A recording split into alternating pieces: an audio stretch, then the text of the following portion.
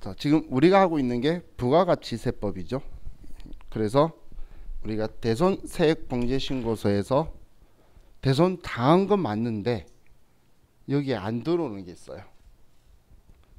먼저 대손 세액공제 대상 제외 항목을 보면, 자, 첫 번째가 대여금이에요. 두 개밖에 없어요. 두 개만 기억하면 돼요. 단기 대여금, 장기 대여금 같은 경우 있죠. 대여금은 대손 당할 수 있죠. 못 받으면. 근데 왜 얘는 대손세액 공제신고 대상이 아닐까? 얘는 금융이니까 부가가치세가 없잖아요. 부가가치세가 없는데 부가세 못 받았다고 신고하는 건 말이 안 되겠죠. 그래서 여기에 들어온 거 아니라는 거예요. 회계상에서 못 받으니까 대손은 맞아. 근데 부가가치세가 있어야 대손세액 공제니 아니니 이런 이야기 하겠죠. 그래서 얘는 그 대상이 아니라는 거예요. 그럼 미수금은 될까요? 자, 미수금에서 헷갈리면 안 돼요. 자동차 팔았어요. 우리 매입 매출 전표에 차 팔면 부가가치세까지 적어서 팔잖아. 그럼 못 받았어요. 그럼 대손세액 공제 받아야지. 근데 이 미수금은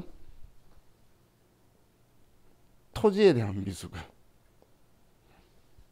토지는 면세제화니까 없을 거잖아요. 부가가치세가. 그죠? 그렇기 때문에 이것도 여기에 들어오면 안 된다는 거예요. 다음 하나가 더,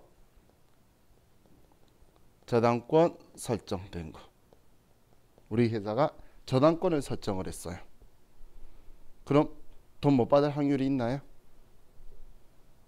자, 저당권이 뭔지 모르시는 분은 일단 자기 집을 담보로 대출을 한번 받아보시면 알아요.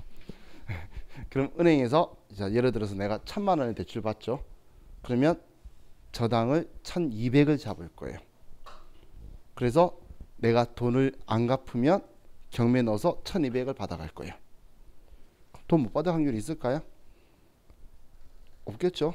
지금 저당 잡았다는 건 그걸 경매 넣었을 때 그 금액보다 더 많이 나오기 때문에 저당 거는 거예요. 2금융, 3금융 가면 140%, 160% 이렇게 걸어요. 그래서 우리 저당 건 거는 우리가 돈을 못 받을 거라고 볼 수 없겠죠. 그래서 대손세액 공제 대상에서 빼야 돼요. 그래서 이거에 대해서도 여러분들이 체크를 해야 된다는 거예요. 물론 대손 사유가 아닌 거, 그리고 10년이 지나버린 과거 옛날 거, 이런 거는 안 되는 건데, 근데 그것만이 아니고 얘네들도 빼줘야 된다는 거예요. 그럼 이 대손세액 공제는 우리 사업자한테 좋은 거죠. 그래서 얘는 확정신고 때만 돼요.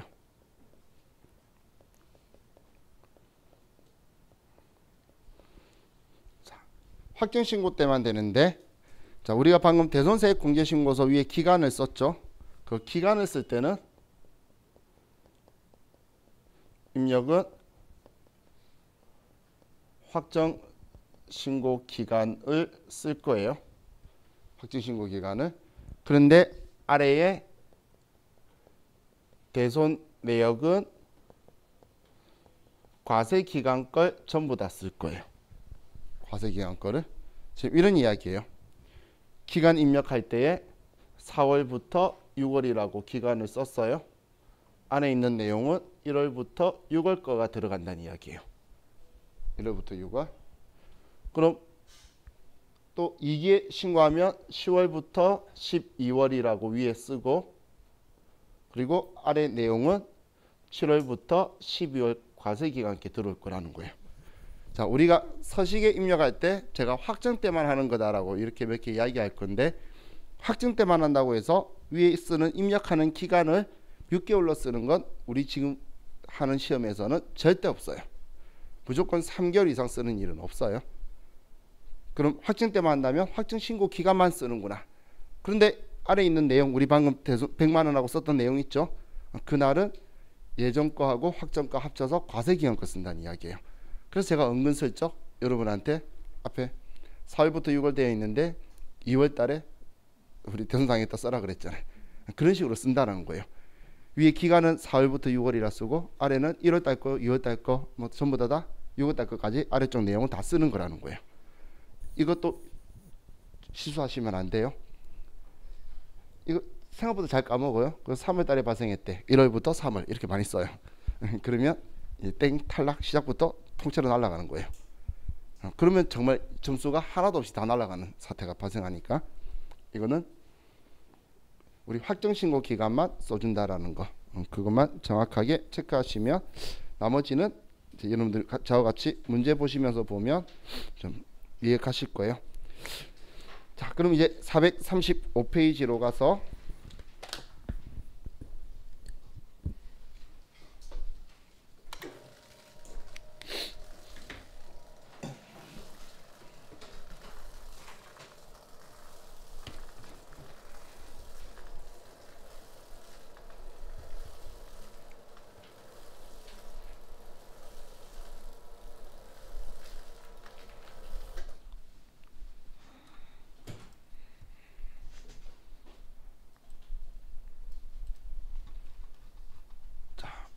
문제 읽어볼게요. 자, 다음 자료를 입력하여 주식회사 미래산업의 1기 확정분 대손세액 공제 신고서 및 부가가치세 신고서를 작성하시오. 전표 입력은 생략한다. 자, 그럼 대손 내역에 보면 매출 초 주식회사 시지 운송에 대한 받으러움 440만원의 소멸시효가 완성되어 이에 대한 대손이 확정되었다.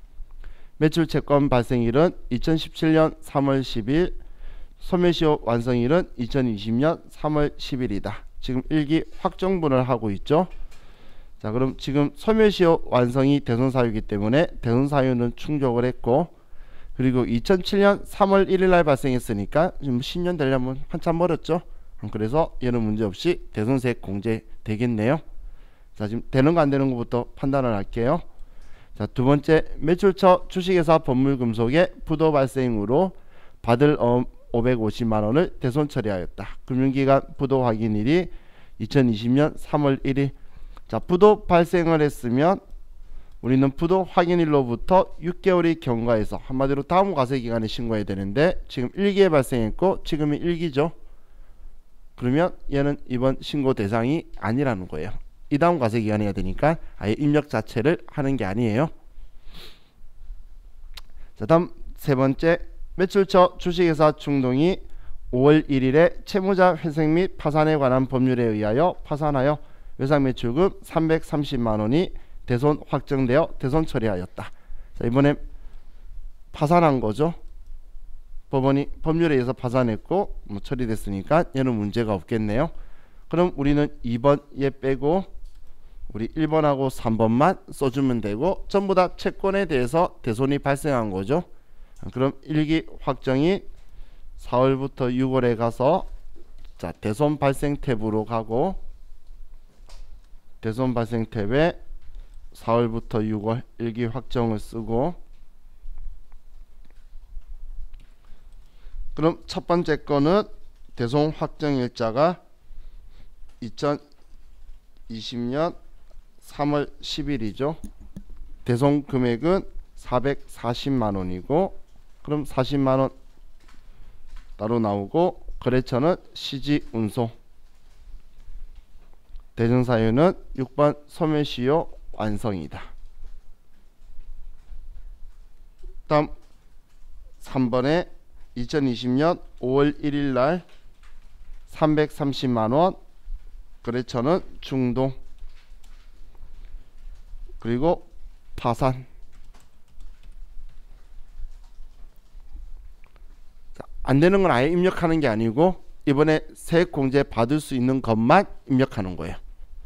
그럼 이렇게 하고 저장 버튼을 누르면 우린 부가가치세 신고서에서 새로 고침하면 지금 40만원 30만원 합쳐져서 70만원만큼 대손을 당했으니까 우리는 마이너스 70만원이다 라고 여기에 금액이 나오게 되죠.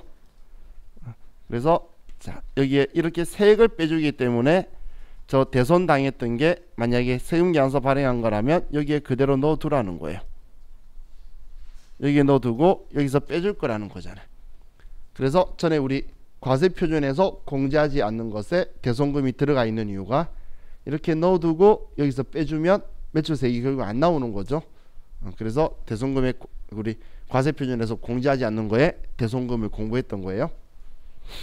자, 그럼 이제 다음 페이지로 넘겨서 자, 7700번 회사로 바꾸고 회사 7700번 주식회사 한미상사. 자, 이번에도 되는 거 안 되는 거 자, 이제 구분할게요. 자, 1번 2020년 2월 21일 영국물산에 상품을 매출하고 대금 1540만원은 영국물산 발행 약속 어음으로 수령하였다. 동어음은 거래일로부터 6개월이 지난 2020년 8월 21일에 주거래은행으로부터 부도 확인을 받았다. 자, 이해 되나요? 자, 여기서 또 우리한테 장난을 쳤어요. 근데 시험에도 정말 이런 장난을 쳐요. 지금 2기 확정이죠? 2기 확정인데 자, 부도 발생은 언제 났죠? 8월 20일이죠. 그러면 6개월 경과 안 했죠. 그 앞에 6개월 지났다는 건 뭐야? 거래일로부터. 그거 상관없죠. 우리는 부도 확인일로부터 6개월이잖아요. 이렇게 장난을 쳐요. 그래서 여기 현혹되면 안 돼요. 거래일로부터 6개월 지난 건 우리하고 상관이 없죠. 10년만 안 지나면 돼요. 10년만 안 지나면 되니까. 그럼 얘는 이번에 안 되는 거죠. 자, 다음 2번 설명시효 완성으로 인해 2020년 1기 부가가치세 확정신고 시 공제받지 못할 매입세액으로 신고하였던 영청상사에 대한 외상매입금 330만원을 2020년 10월 1일 전액 현금으로 상환하였다. 이번에는 매입세액에 대해서 일어난 거죠. 이건 이따 대손변제에서 할 거예요. 지금 외상매입금에 대한 이야기죠. 그리고 얘를 지금 현재 상환을 했어요. 상환했으면 이제 330만원 주고 30만원 돌려받아야 되겠죠. 지금 얘는 매입세액에 대한 거잖아요. 그죠? 그럼 대손 변제 탭에서 이따가 쓸 거예요. 자, 다음 2020년 10월 10일자로 영신물산에 대한 채권 잔액 18만 7천원을 대손 처리하였다. 동채권은 회수기일로부터 7개월이 경과된 것이며 이외에 영신물산에 대한 채권은 없다. 자, 그럼 이번에는 지금 우리 채권에 대한 이야기인데 18만 7천원이죠. 그러면 세수기일로부터 6개월 경과한 소액채권에 들어가게 되죠. 그럼 얘는 30만원 이하 소액채권 6개월 경과한 앞에 봤던 사유 있죠. 그래서 이건 대손세액 공제 대상이 되겠네요. 지금 얘는 회수기일이 7개월 경과했으니까 6개월 넘었죠. 금액은 30만원보다 작고. 다음 2018년 12월에 파산으로 대손 처리했던 주식회사 수원에 대한 채권액 2200만원을 2020년 11월 7일 현금으로 회수하였다. 당사는 동채권에 대하여 2018년 2기 부가가치세 확정신고 시 대손세액 공제를 적용받았다. 대손세액 공제를 받았던 걸 회수했으면 그러면 우리는 이제 얘는 다시 2200 중에 200만원을 부가가치세를 납부를 해야 되겠죠. 자, 그럼 얘는 채권에 대한 거니까 대손 발생해서 마이너스로 써줄 거예요. 채권에 대한 것 대손 발생 탭, 우리 매입세액 관련된 것들은 우리는 대손 변제 탭에서 쓸 거죠. 자, 그럼 우리 순서대로 써보면 먼저 2번은 우리는 매입세액에 관련된 거죠. 그럼 대손세액 공제 신고서를 가서 대손 변제 탭에 10월부터 12월이다. 자, 그리고 변제 확정일이 2020년 10월 1일이고 자, 이번에는 매입세액 공제 받아야 되는 거죠. 줬으니까. 그래서 330만원 쓰면 30만원이 변제액이 되고 거래처는 영천상사. 자, 그리고 변제 사유는 그냥 7번 직접 입력해서 의미만 통하게 대손금 상환이다. 이런 식으로 의미 통하도록만 써주시면 돼요. 자, 이번에는 중요한 게 대손 변제 탭에 입력한 거예요. 매입세액에 대한 거니까. 자, 다음 우리 10월 11일자는 지금 대손 당한 거죠. 소액 채권에 대해서. 그리고 매출세액이니까 대손 발생 탭에 가서 날짜 2020년 10월 10일 날 우리는 18만 7천원이 대손 당했어요. 항상 우리가 뭐가 썼는데 여기 공제율의 분모가 110이라 적혀 있으면 여기에 공급 대가를 쓰는 거고, 여기가 100이라고 적혀 있으면 공급 가액을 쓰는 거예요. 그래야 110만원 써야 10만원 나올 거잖아요. 근데 100이라고 아래 적혀 있으면 100만원 써야 10만원이 나오겠죠. 그래서 분모에 따라서 100이면 공급 가액, 110이면 공급 대가라고 생각하시면 돼요. 자, 그럼 이제 거래처는 영신물산, 그리고 얘는 우리 7번 직접 입력해서 소액 채권이다.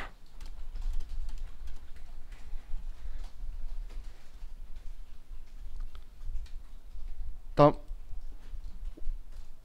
네 번째는 우리가 2200만원을 회수한 거죠. 우리 채권에 관련된 매출세액이니까 회수한 날 2020년 11월 7일 날 마이너스 2200이라고 쓰면 마이너스 220이라고 나오고, 거래처는 우리 주식회사 수원, 그리고 얘는 우리 대손금 회수.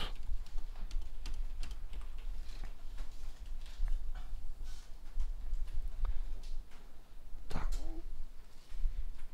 그럼 지금 얘는 순액으로 되어서 아래 적혀 있는 이 금액이 부가가치 신고서 8번 칸에 플러스라고 들어가겠죠.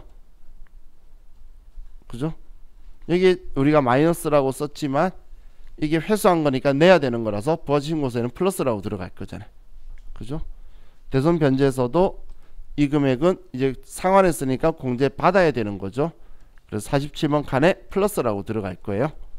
자, 그럼 저장 버튼 누르고 부가가치세 신고서에 10월부터 12월로 가보면, 자, 여기에 대손 발생 탭에서 들어온 매출세액이 있고, 그리고 우리 아래 47번에 대손 변제 탭에서 들어온 우리 30만원이 공제받도록 플러스가 되어 있네요. 이렇게 하고 지금 저장하시면 이번 것도 끝났어요.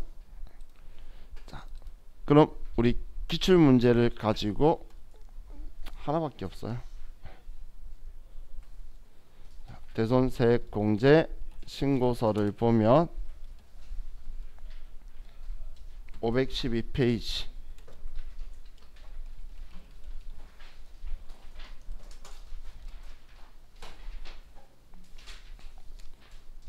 우리 책갈피 필요하신 분들은 앞에 책갈피 있어요.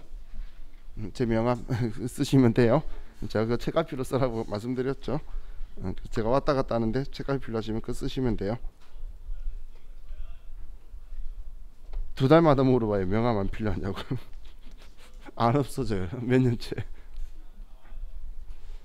자, 그럼 회사는 0274, 회사는 274번으로 바꾸시고,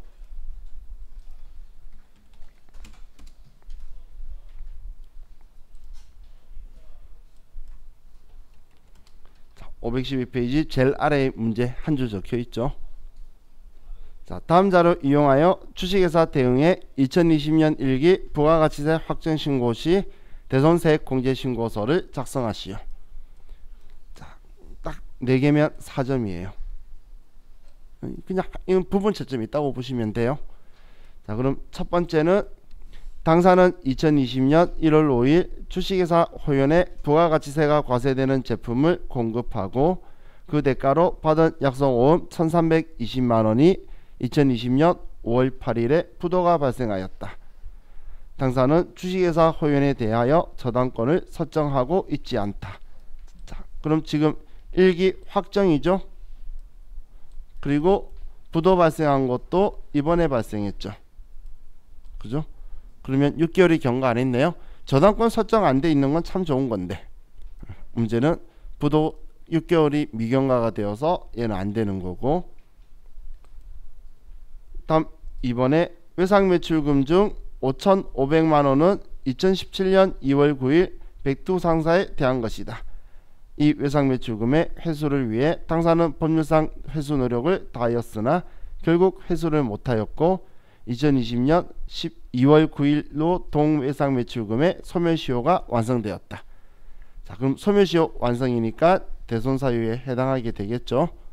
그러면 이 금액이 될 거고, 자, 다음 3번 2018년 6월에 파산으로 대손 처리했던 주식회사 상생에 대한 외상매출금 중 60%에 해당하는 금액인 990만 원을 2020년 6월 17일 현금으로 회수하였다. 당사는 동채권에 대하여 2018년 1기 부가가치세 확정신고 시 대손세액 공제를 적용받았다. 그럼 대손세액 공제 적용받았던 걸 회수했으니까 이 금액 중에 10%인 90만 원은 우리가 이제 다시 납부를 해야 되겠죠. 대손 사유까지도 친절하게 알려주고 있네요. 자, 그럼 우리는 회수라는 거 기억해 두고, 다음 4번에 2019년 3월 16일 당사 공장에서 사용하던 기계장치를 태안실업의 외상으로 매각하였다. 2020년 5월 22일 현재 태안실업의 대표자가 사망하여 기계장치 판매 대금을 회수할 수 없음이 객관적으로 입증되었다. 그럼 사망으로 해서 대손사유가 적합하게 되죠. 기계장치 판 거예요. 미수금이네요. 되나요? 되죠. 미수금이라는 계정 과목이 문제가 아니라 그랬죠. 면세품 판 거에 대한 미수금은 안 되는 거지만 얘는 부가세 포함된 기계장치잖아요. 그래서 700만 원에 대해서 공제 받아야 되겠죠. 자, 그럼 우리 세 개를 해야 되겠네요. 처음 것만 부도 6개월 미경과라서 안 할 거고, 자, 그럼 대손세액 공제 신고서로 가서 우리 일기 확정인 4월부터 6월, 자, 첫 번째 거는 이 양가로 2번 거 2020년 2월 9일 날 대손금은 5,500만 원이고 거래처는 백두 상사, 그리고 소멸시효 완성.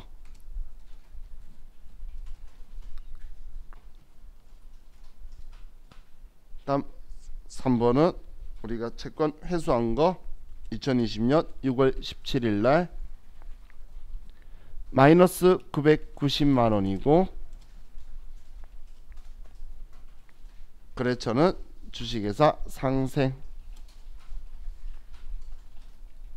자, 7번에서 대손 채권 일부 회수라고 하라고 문제서 적어주면 저는 문제서 무조건 시킨 대로 하죠. 다음 4번 2020년 5월 20일 날 770만 원을 못 받았고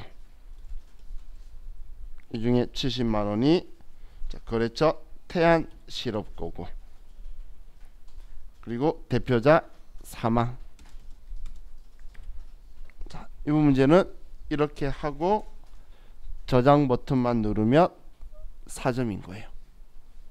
그죠? 오히려 부속 서류로 나오는 건 그렇게 할 만하죠. 제가 대손 변제 탭을 알려드린 건 대손 변제 탭에 입력하는 문제가 세무이금에 나온 적은 거의 없어요. 근데 왜 대손 변제 탭을 알려드렸냐면 제발 이것 좀 이쪽에 쓰지 말란 이야기예요. 회수한 거를 변제에 쓰시는 분들이 꽤 많아요. 근데 대체적으로 보면 변제 탭이 뭔지를 인지를 못했을 때 가는 거지, 인지를 하고 있으면 갈 생각을 안 할 거잖아요. 그래서 제가 어떤 건지를 설명을 드린 거지, 지금까지 시험에서 여기에 들어가게 세무이금에 나온 적은 없어요. 그럼 다른 말로 하면 무조건 여기서 쓰세요. 플러스 마이너스로 한다라고 생각해도 시험 때는 문제가 없겠죠. 그래서 옆에 회수했다고 옆에 변제로 가지 말란 이야기예요. 자, 이렇게 하면 우리 문제에 있는 우리 대손 세액 공제 신고서 문제도 풀어봤어요. 자, 이제 우리 교재 443페이지로 가보시면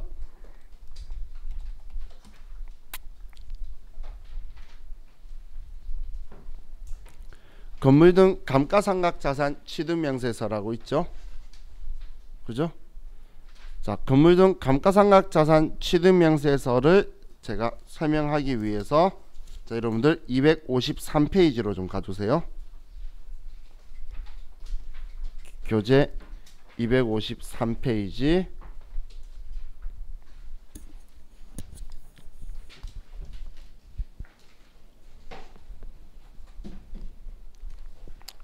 그냥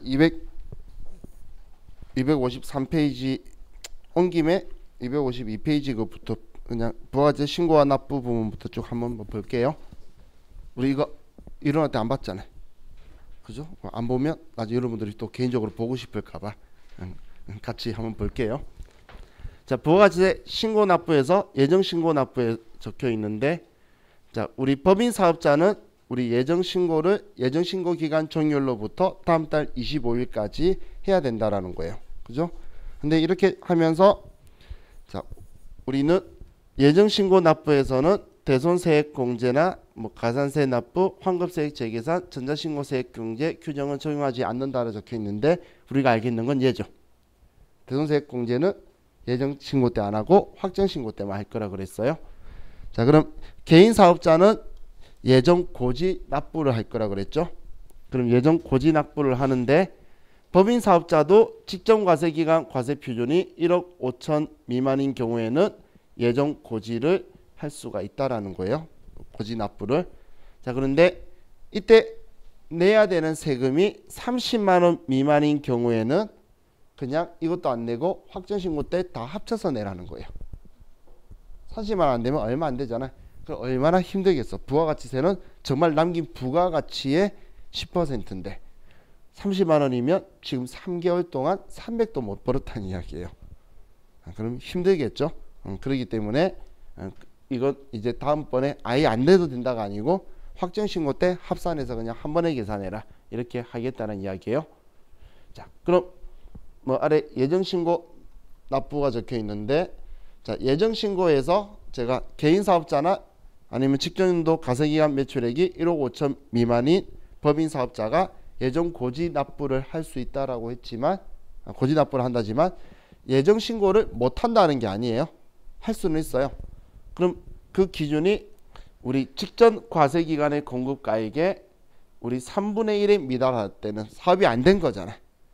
그런데 우리가 예정 고지해 주는 건 직전 과세 기간에 2분의 1을 내라고 하는 거예요. 그런데 직전 과세 기간에 사업의 3분의 1이 모자라면 지금 사업이 안 되고 있는 거죠. 그러면 직접 신고를 할 수 있다라는 거예요. 그리고 우리가 지금 제가 이쪽에 온 본연의 이유는 조기환급인데, 조기환급은 조금 이따가 볼게요. 자, 그럼 확정 신고에 대해서는 뭐 우리가 당연히 모든 사업자가 전부 다 해야 돼요. 여러분도 나중에 7월 25일, 1월 25일은 바빠요. 모든 사업자들이 다 신고하기 때문에 나는 바쁜데, 예정 신고는 그렇게 많이 안 바빠요. 본인이 미리 준비하면 서로가 좋아서 회사도 편하고 본인도 편하려고 미리미리 준비가 좀 돼요. 개인 사업자는 사장님만 편하면 되니까 나만 불편해요. 그래서 엄청 힘들어요. 막 24일날 주고 막 그래요. 자, 그럼 이제 우리 확정 신고 때에 대한 거는 뭐 전부 다 적혀 있는데, 얘는 특별한 거 없어요. 근데 여기에 보니까 확정 신고할 때에 우리 신고서와 세금계산서학계표, 매출처 매입처별, 그리고 현금 매출에 대한 수입명세서 있는 곳들, 현금 매출 수입명세서, 또 이거 우리 앞면 있는 애 있네요. 부동산 임대업을 하는 사업자는 부동산 임대 공급가입명세서하고, 그리고 지금 기타 첨부 서류가 지금 우리가 지금 계속 같이 공부하고 있는 거예요. 얘네들을 전부 다 제출을 할 거예요. 근데 사이사이에 막 환급에 대한 이야기가 있는데, 자, 우리 다음 페이지로 넘겨보시면 일단 경정이라는 게 있죠. 경정이라는 건 바로 잡아주는 걸 말하는 거예요. 결정은 신고를 안 해서 세무서가 세액을 결정해 주는 거고, 경정은 신고를 했는데 제대로 안 해서 똑바로 바로 잡아주는 거예요. 자, 여러분이 세금 신고를 했어요. 그런데 과세관청이 봤을 땐 저게 잘못된 거야. 저 금액이 아닌 거야. 그래서 우리 세무서가 직접 가서 당신들의 장부를 다시 정리해 드릴게요. 그게 경정이에요. 근데 사람들은 그걸 세무조사라고 하면서 왔다 가면 회사가 망해요. 그죠? 세무서에서 오면 세법대로 정확하게 계산을 산출해 주는 거예요. 그러면 난리 나요. 회사 법인카드로 긁은 거 단 하나도 공제 안 되게 다 정리될 거예요. 이거 증명 있어요? 없는데 왜 이렇게 처리하세요? 그러시면 안 돼요. 그러면서 계속 다 불공이에요. 그리고 입증 안 됐으니까 사업과 관련 없는 지출이네, 비용도 다 빼버릴 거예요. 부가가치세부터 법인세가 빡살이 나요. 부가가치세 10%, 법인세 20%, 30%가 계속 쌓여 나갈 거예요. 그래서 정말 회식하면 사진 찍어 놔야 돼요. 정말 사진 찍는 거예요. 그게 입증하는 서류로 쓰는 거예요. 기념 아니에요. 회계담자는 회식을 무슨 기념할 거라 사진 찍어. 그게 세무조사 왔을 때 입증 서류로 필래요. 그리고 사람들 명단까지 같이 참석자 명단 이렇게 하는 게 정석 서류 정리예요. 근데 그거 모르는 사람들은 사진, 그래서 회계 담당자가 다 사진 찍고 있는 거예요. 그 사람이 그런 거 좋아해서 하는 게 아니고 그건 자기의 필요한 서류 중에 제대로 한 정석에 필요한 서류예요. 그래서 그런 것들 해야 이런 거 와도 그거 가지고 이분들이 있었네요 하면서 이제 그런 거 넘어가줘요. 그럼 회식비 보면 직원이 한 10명이죠. 회식비 한 100만 원 나온단 말이야. 그럼 100만 원이 그거의 30%를 생각하시면 돼요. 부가가치 10%, 경비 입증하는 거 해야지 법인세가 20% 안 나올 거니까. 그 우리한테는 엄청 중요한 거죠. 그 회식 많이 먹고 잘 해주면 돼요. 그죠? 자, 그럼 이제 경정이 이런 거고. 자, 그럼 아래 이제 부가가치세 환급이라고 적혀 있는데, 자, 부가가치세 환급은 일반 환급하고 조기 환급이 있어요. 그럼 일반 환급은 우리가 부가가치세 확정 신고를 하고 신고한 날로부터 30일 이내에 환급을 해주는 거예요. 이게 일반 환급이에요. 납부는 신고하는 날 신고 및 납부를 하는 거고, 환급은 신고한 날로부터 30일 이내. 그래서 제가 이해가 안 간다는 게 7월 25일 날 신고를 해요. 그러면 30일이면 8월 24일 아닌가요? 3일 아닌가요?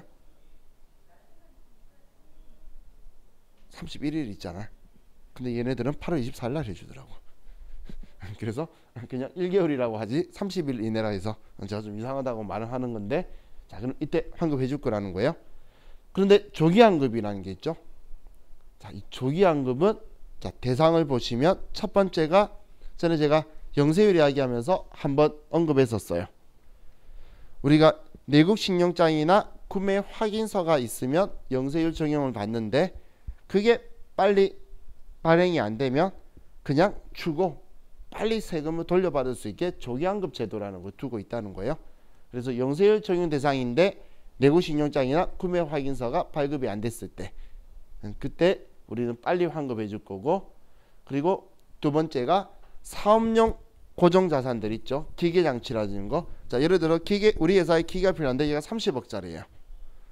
부가가치세가 3억이에요. 그런데 이걸 1월 달에 사면 환급을 8월 달에 받는다는 거예요.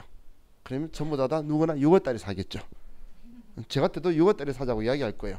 왜냐면 3억이라는 돈이 묶여가지고 8달에 있어야 되는데, 그죠? 그런 부당함을 없애주기 위해서. 왜냐면 부가가치세법은 너네 사업을 계속 잘해서 매출세액을 창출해서 가져다 달라는 거지, 얘네들이 사업하기 힘들게 하는 게 목적이 아니에요. 그래서 이것도 빨리 돌려주려고 이제 사업용 설비를 신설하거나 취득하거나 확장 증축할 때 그에 대한 거는 우리가 매입세액을 빨리 공제해 주겠다는 거예요. 3번은 신경 안 써도 돼요. 재무구조 개선 계획을 세무서에 제출했다는 건 열심히 안 살았다가 열심히 살겠다는 거예요. 그래서 우리 신경 크게 안 써도 돼요. 자, 그럼 지금 이 조기환급이라는 건 어떻게 해주냐면, 자, 우리 기간부터 먼저 볼게요. 예정신고기간 또는 과세기간 최종 3월 중 매월 또는 매 2월마다 그 기간을 조기환급 기간으로 할 수 있다. 이게 언제라는 이야기일까요? 많은 분들이 못 느끼더라고. 저 대학교 다닐 때 친구들도 뭐 말인지 모르더라고. 난 보자마자 매달 된다는 소리네 라고 바로 느꼈는데, 매달 된다는 이야기예요. 예정신고 때도 정기환급 신고할 수 있고, 확정신고 때도 정기환급 신고할 수 있고, 최종 3월 중에 매월 또는 매 2월, 그럼 매달 된다는 거잖아. 신고기간이 3달이니까. 무슨 표현인지 이해가시나요? 매달 된다는 이야기예요. 매달. 그럼 자 1월 달에 우리가 조기환급 대상을 샀어요.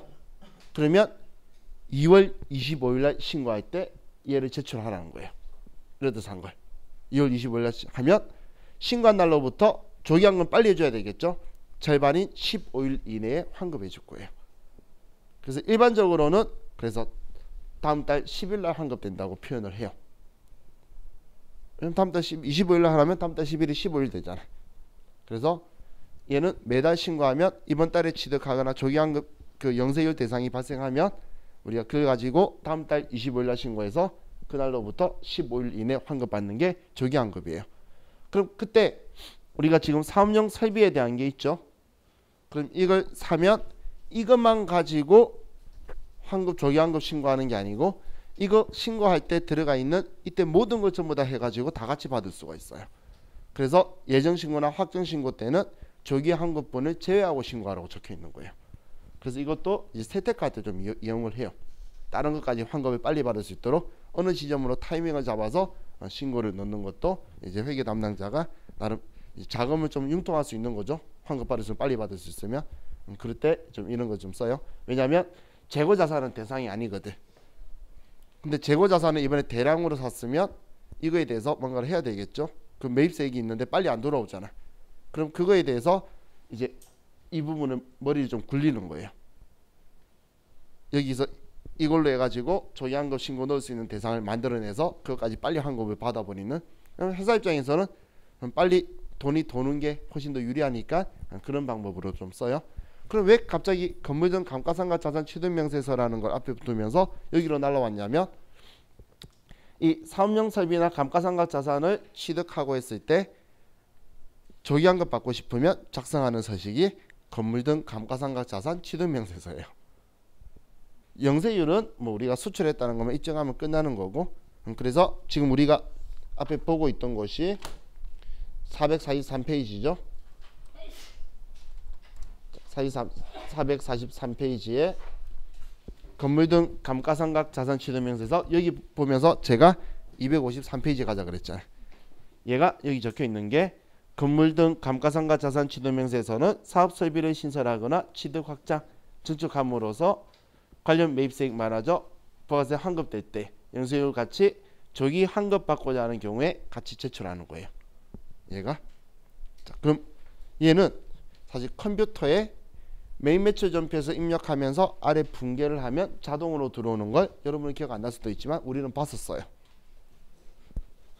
우리는 본 적 있어요. 우리 51번이라고 쓰면서 우리가 고정자산하고 일반 매입하고 고정자산하고 왔다 갔다 하는 거 하면서 여기에 자동으로 들어온다고 했던 거예요. 그래서 너무 쉬워서 얘가 단독으로 시험에는 얘는 등장을 잘 안 해요. 우리 잘 안 해요 라고 했지 다른 거랑 곱살이 껴가지고 한 번씩 나와요. 왜 이게 쉽다라고 제가 이야기했냐면 자, 저와 같이 한번 입력하는 순간 바로 느끼실 거예요. 우리 시험에 나오면 좋다 이 느낌 드실 거예요. 자, 그럼 저와 같이 자, 컴퓨터를 보고 3005번 회사로 가서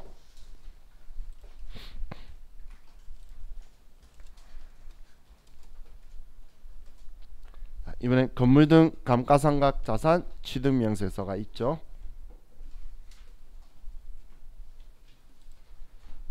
자, 여기에서 우리 문제 보면 다음 자료 활용하여 이기 확정분 건물 등 감가상각 자산 취득명세서를 작성하시오. 회계 처리는 생략한다. 자, 생각할 거 없어요. 2기 확정 10월부터 12월. 자, 첫 번째 날짜 10월 20일 F2번 눌러서 김해 세관. 2번 기계장치고 금액은 3천만 원이에요. 입력하는 방법 끝이에요. 자, 그래서 설명할 게 없다라고 했잖아요. 다음 10월 31일 만촌철강 건물 2억 6천만 원. 11월 20일 김해세관 기계장치 8천만원, 12월 23일 만촌철강, 그리고 구축물 7천만원. 자, 이걸 우리가 못 풀 확률은 없겠죠. 그죠? 자, 근데 이제 이걸 우리가 시험에서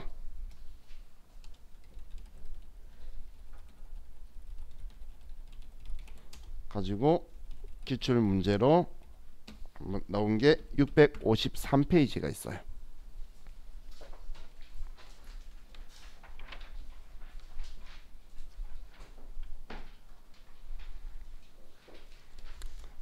저의 시험 예상을 빗나가서 틀리게 만들었던, 얘 혼자 나올 확률은 거의 없어요 라고 했는데 당당하게 나왔던 자, 88회차 시험이에요. 자, 교재는 653페이지, 자, 컴퓨터 예산은 288번.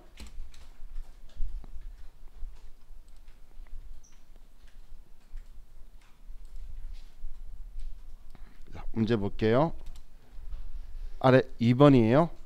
다음 자료를 이용하여 2020년 1기 확정신고 기간에 대한 건물 등 감가상각자산 취득명세서를 작성하시오 라고 적혀있죠. 자, 그럼 자, 여기서 공제되는 거 안되는 거 따지는 거 아니에요. 얘는 여기에는 전부 다 입력하는 거예요.